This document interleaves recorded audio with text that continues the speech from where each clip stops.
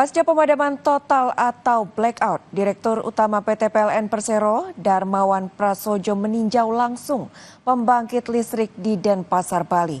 Inspeksi ini untuk melakukan asesmen dan evaluasi sistem kelistrikan di Bali dan Indonesia secara umum.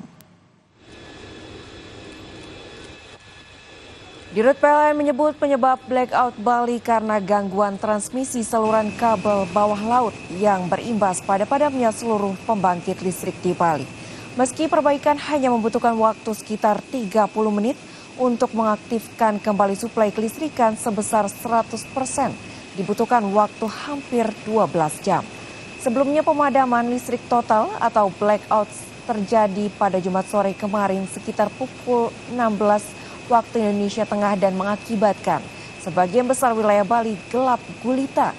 1,8 juta pelanggan PLN terdampak pemadaman listrik. Kemarin hari Jumat pukul 16.00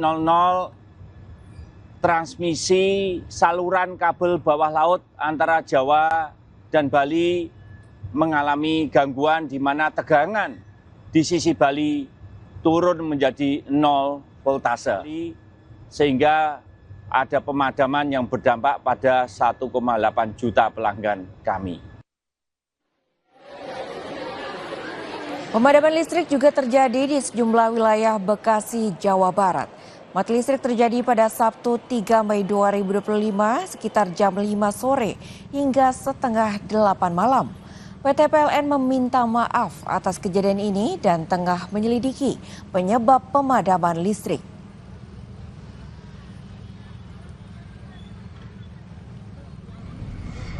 PT PLN Persero gerak cepat pulihkan pasokan listrik yang sempat mengalami gangguan pada Sabtu 3 Mei 2025 pada pukul 17.10 waktu Indonesia Barat di wilayah Bekasi dan Cikarang.